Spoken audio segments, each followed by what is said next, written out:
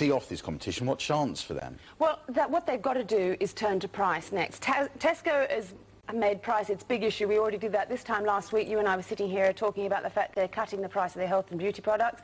And Asda has made it their life's mission to be the cheapest store that they could possibly be. So then you've got Sainsbury coming in. Now, Julian Hunt from The Grocer very interestingly summed it up rather nicely as to where they fit in the marketplace. And this is what he says their problem has been.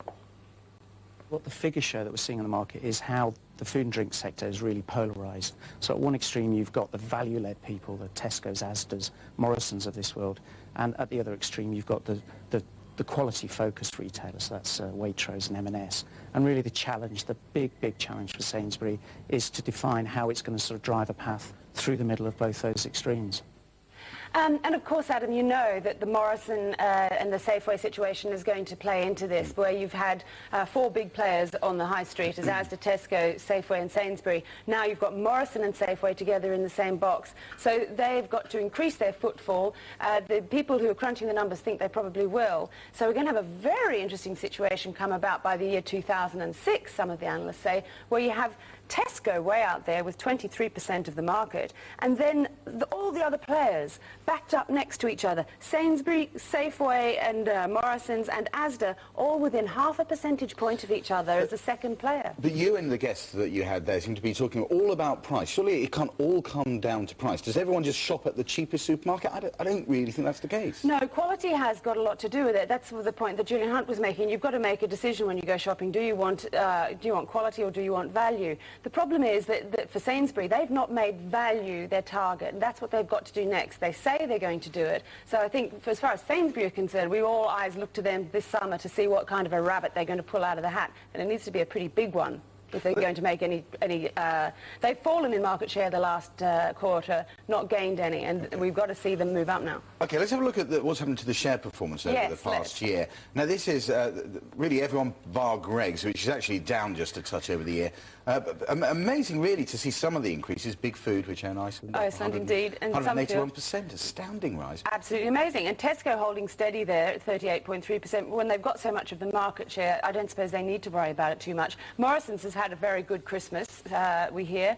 And there's Sainsbury even up 15.2%, so they're not doing too badly.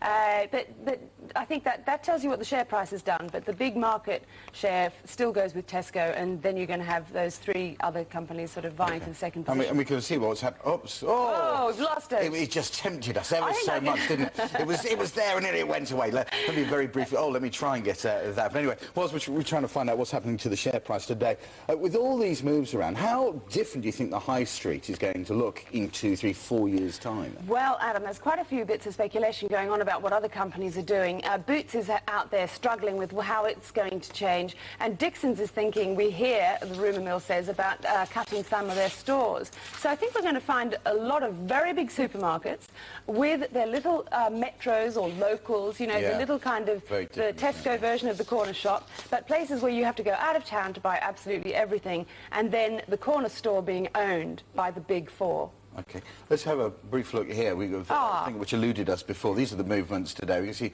Sainsbury's down 2.5%. Not very underwhelmed, you could say, by those figures today. So 2% isn't really enough to do it for them. OK, thank you very much indeed. Quick look at some of the other business news now. The Nationwide Building Society is bucking the recent trend of other financial companies and investing in call centres, actually in the UK. Shock horror. The Society's 2 main call centres in Swindon and Northampton are reopening this week following refurbishment. And they're planning to open a new one in Sheffield this summer, which will eventually employ nearly 200 people. Nationwide says it has no plans to desert its strong links with local communities in favour of overseas call centres.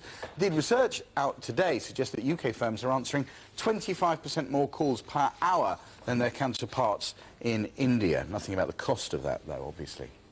Eurostar carried a record number of passengers to Paris and Brussels last year.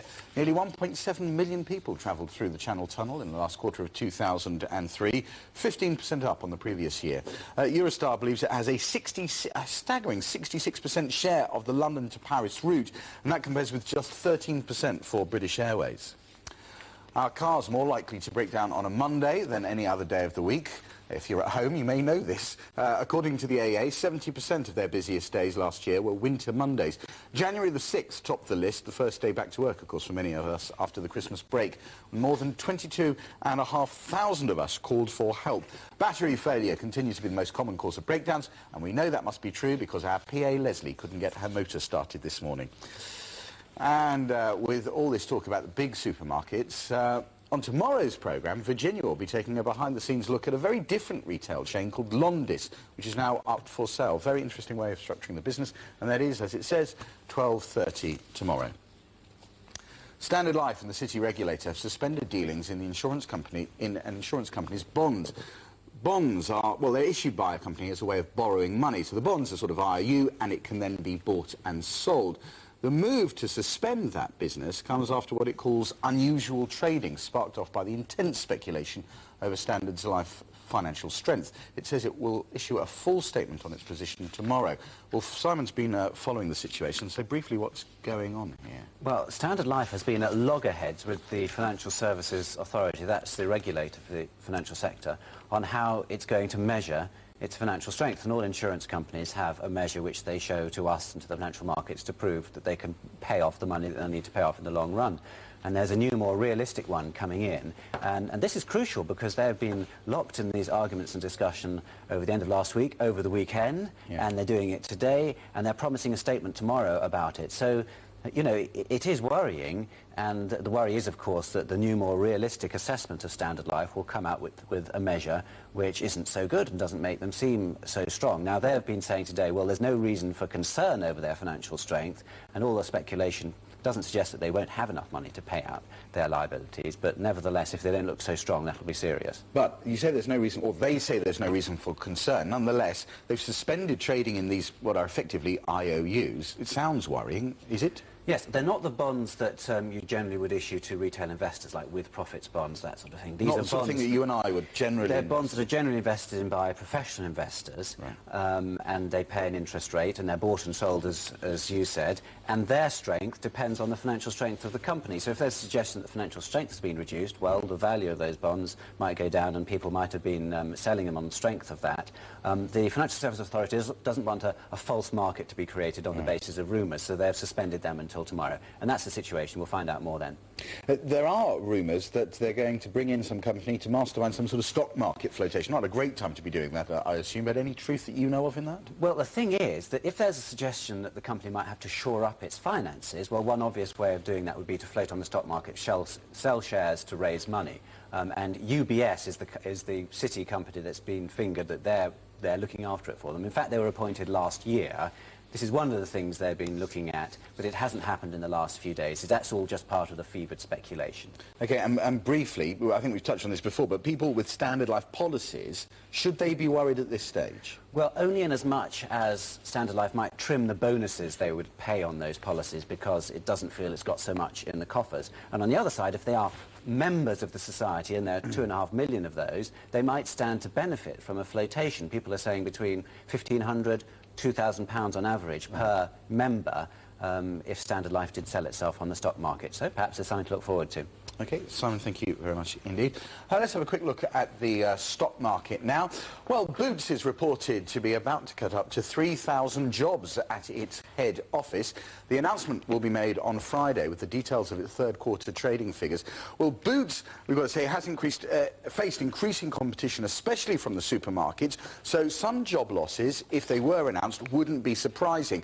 Although I have to stress, this is only talk here. We really have to wait on Friday to see how many jobs will go.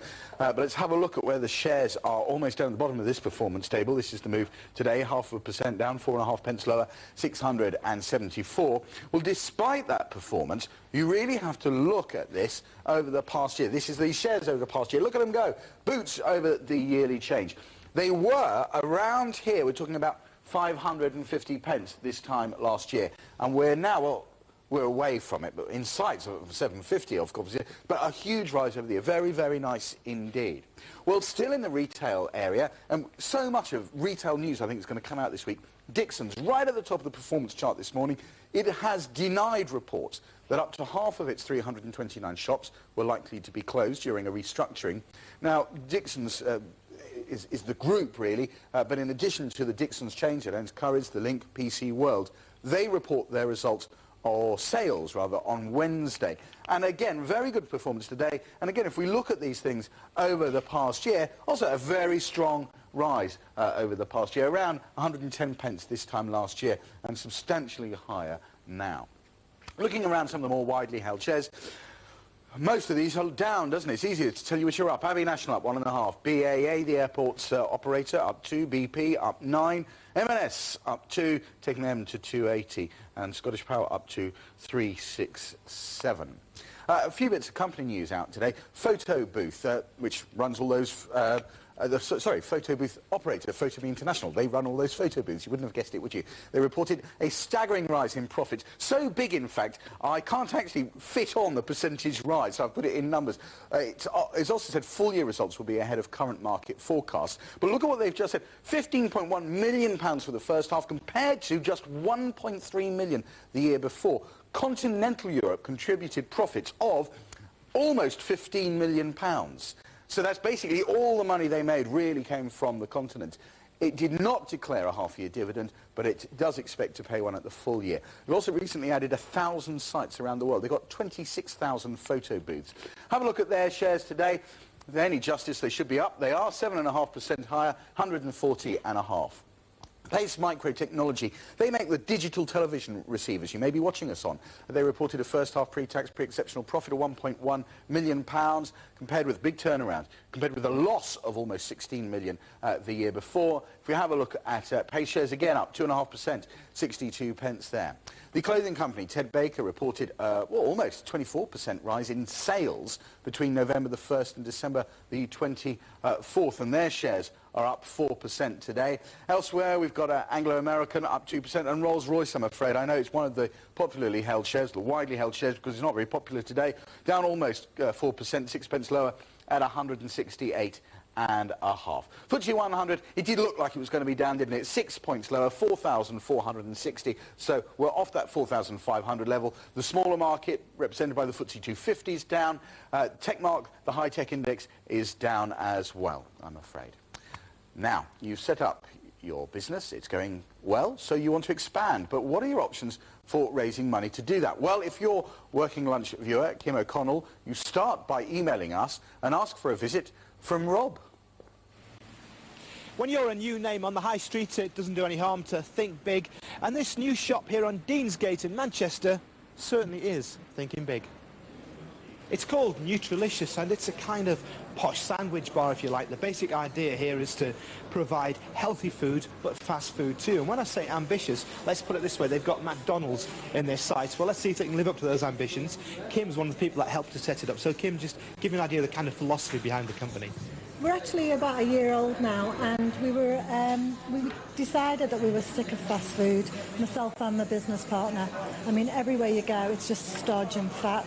And we designed a menu that was a lot healthier, in the sense of we use fresh produce, there are no mayonnaises, there are no butters added to anything at all.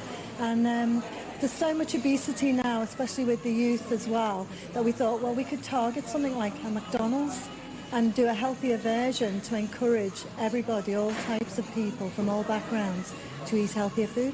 So there's nothing like ambition, but how's it gone so far then? You're a year old. We've run really well. We're actually running alongside plan, and I'm quite happy with that. But we're looking to progress now, and it's what avenue do we take now to take the business forward, really.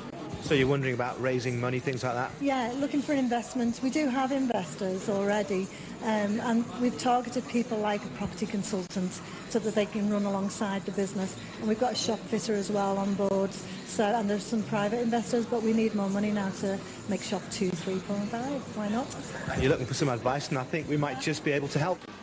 Well, over here we've got a business advisor who's been crunching through some of the numbers. I'd like to sit down there, Kim. It's Raj. Now, Raj, you're from Chamber Business Enterprise, based here in Manchester, and you've been going over the numbers with Andy, who's the assistant manager here at Nutrilicious. Now, they're looking to expand. What's your advice to them? I think the first aspects of looking to expand the business is looking at kind of like the business planning process. The reason for doing that is to evaluate the risk in terms of expansion.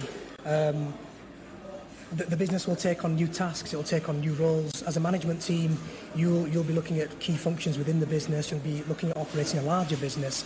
The business plan should incorporate all those aspects. First of all, for you to be able to analyse and evaluate the risk process, but just as importantly for a potential investor to give them an idea of where the business is heading from its current position. Kim, what have you done at the moment about raising money? What have you looked at? What options? Well, again, we've looked at investments, again, from private investors, but we would also consider the banks, but I don't know much about what the banks, whether that's the right move to make. So what would you say, Raj, a company like this, are banks a good move? Definitely. There's two options we've been discussing with the company. One of them is the equity finance route. One of the key questions there is looking at whether you're willing to give up a stake or an equity in the business for the money that will be coming into the business. The bank option is debt financing. The advantages, I suppose, with the debt financing are you have a fixed loan repayment over a fixed time period. And Andy, how important is this company to actually get the money to expand, do you think? I think it's very important because the concept is amazing. I mean, I really believe in the concept. That's the reason why I think people should invest in this company, because I think it's going to expand massively. Kim, one of the things that strikes me is that if you bring in other investors, you know, this is very much your baby, isn't it? You're going to sort of dilute your control, so maybe banks would be a better option for you. I think so, yeah. I mean, again, it's the unknown. We know that we need to centralise production. We know we need more units open. Again, that's a great marketing ploy as well. The more you have, it's economies of scale as well. You've got more buying power. It's all of that kind of thing. And it's how fast we can get to do that. And what's your advice there, Raj? I mean, how long does it take to actually get the money up front? Are banks quicker? Typically, if you're looking at an investment process, anything around about the 12 to 16 weeks for an investor, the banks would maybe take slightly less than that. To give you an idea of kind of like the process, the kind of things that should come through in terms of like the business plan and the kind of things that will help the banks decide whether they're ready to release investment are, they're interested in things like the management team, first of all. That's one of the key areas they'll evaluate the business plan on. The management team you have at the moment, do they have the skills and resources? Do they have the ability to actually manage a growing business? Another key area they'll be looking at is the strength of your market research. You've identified a market opportunity. What they're keen to see is you have the resources in terms of the time, the money, the skill factors to actually exploit that opportunity. And the third key area, I would say, is kind of like the financials. If, say, for example, your market research is flawed, by default, your cash flow and financial projections don't stand either. So I would say if you're looking at focusing on any aspect of the business plan, it is around those areas. So the message is really you've got to do your homework, haven't you? You've got to be really thorough. Without a doubt. I mean, you know, there's a lot of free information out there, you know, on the internet. There's a lot of information you can get, you know, so it really is worthwhile taking the time out to put a really strong business plan or proposal together as a first starting point. Kim, just realistically, how much do you need to raise to actually match McDonald's? To start with, just for our centralised unit in the next shop, probably about 250,000, which sounds a lot, but it isn't when you think that, you know, we could end up being a national chain, which I believe we will be. Okay, and McDonald's can rest easy for a few more years, do you reckon? Maybe not years. That's what I'd hear, but I think we've done enough talking. I'm going to hand us all back to the studio now while we all go and get a cup of coffee. Thanks very much. Thank you. Cheers. Thank you. A bit more business news now. The government plans to put a lifetime cap of £1.4 million on individual pension pots will hit 50,000 people. Now that's 10 times more than the government claimed originally. That's according to a study by the accountancy firm KPMG. They say 88% of our largest companies believe it will hit senior managers and a quarter of middle management as well as boardroom bosses. Latest government figures show that house prices fell by 1.1% during November. The Office of the Deputy Prime Minister says the cost of the average home has dipped back below £160,000. The findings buck the trend of recent surveys from the major mortgage lenders. Highest house prices continue to be in London, well they would, while the cheapest place to buy a property is Scotland. Brace yourselves, it looks like there's another DIY boom on the way. It's claimed home improvements and garden shops are set to become the fastest growing stores on the high street. According to the Focus Wicks DIY monitor, we're set to spend over £21 billion over the next 5 years.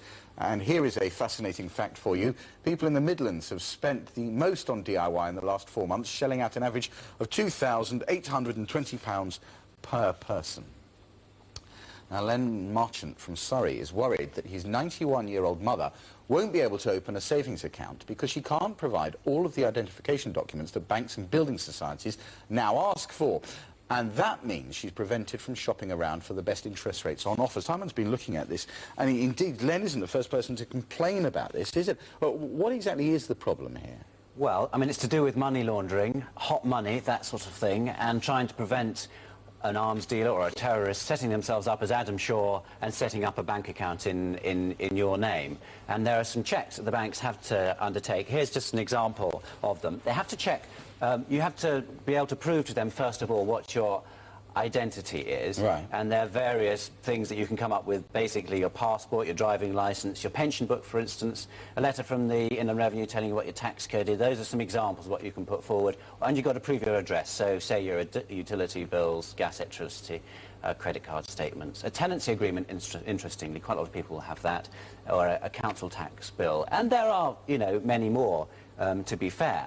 But in Len's case, his mum has an out-of-date passport, no driving licence, no letter from the Inland Revenue, no firearms certificate. That's another one you can come up with. Hasn't got a disabled badge, and her pension goes straight into the bank account, so she doesn't have a pension book. Right. She's got a problem. Yeah, and you would have thought that was quite widespread, wouldn't you?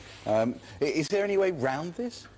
Well, I mean, one way around it is that there's a long list of the sorts of things you can put forward. And, for instance, you might not have a pension book, but you might have a letter from the benefits agency saying what you're entitled to, and that might serve. But I put this to the Bankers Association and sort of said to them, well, you know, it makes it very difficult for people who don't have this documentation to get the better rates. And this is what they said to me. Well, that's right, and there are ways around it, of course, and the key is to talk to your bank about what other proof you can give them of who you are and where you live. So, for example, banks are able to accept things like a letter from your doctor or social worker or vicar or whatever. They're able to accept correspondence from the authorities, so, for example, a benefits book or a letter from the Inland Revenue, that kind of thing. So the key to it is to talk to the bank about what they will accept. I suppose one way around this might be to go onto an internet account. I know a lot of viewers have suggested that. Is that a way around it? Do you have to still provide the same sort of stuff?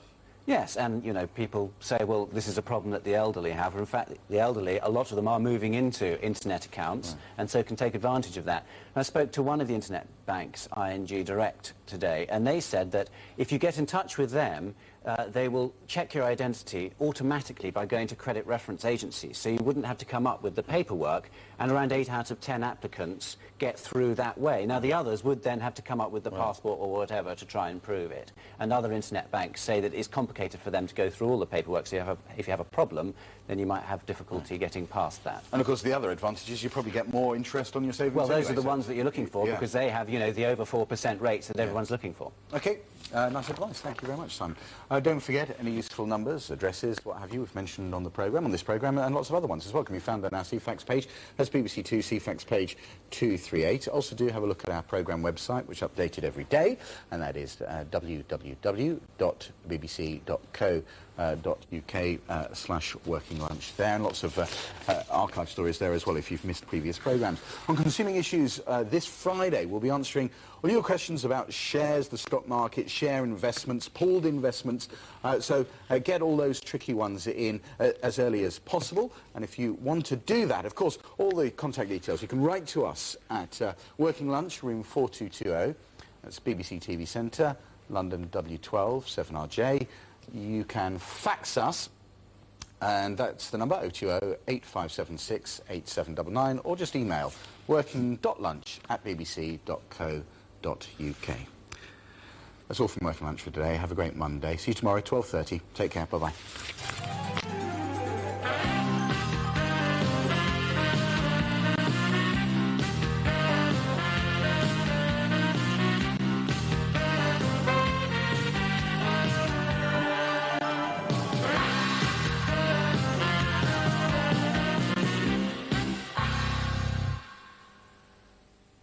Where would you go to discover a politician's private thoughts?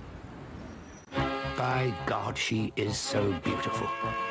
They're afraid we're going to send them all back to Bongo Bongo Land. What? last. Tip for the sack. Again.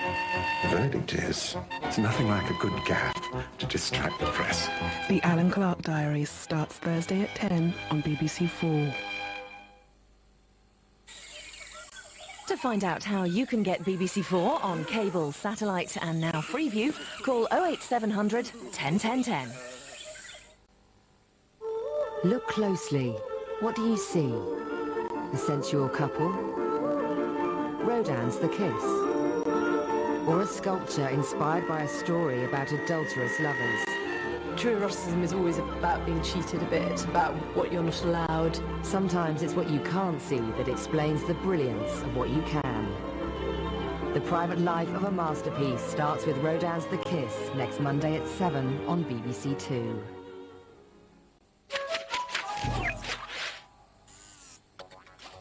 Good afternoon from BBC 2 as Number Time discovers just what happens after noon. Time to tell the time. Clocks, watches, bells and chimes. See the hands go by. It's blindfold number time. Tick-a-tick-a-tock, tick-a-tick-a-tock. Can you hear the sound of the ticking clock? Midday, morning, noon and night. Watch the clock and get it right. Tick-tock, tick-a-tick-a-tock. Whether you're slow or whether you're fast, time is always racing past. Tick-a-tick-a-tock, tick-a-tick-a-tock. Can you hear the sound of the ticking clock? Are you in a hurry? Are you in a race? Can you see the numbers on my face? Early morning, wake up yawning. Such a sleepy head. The day flies past, it doesn't last, and soon it will be time for bed.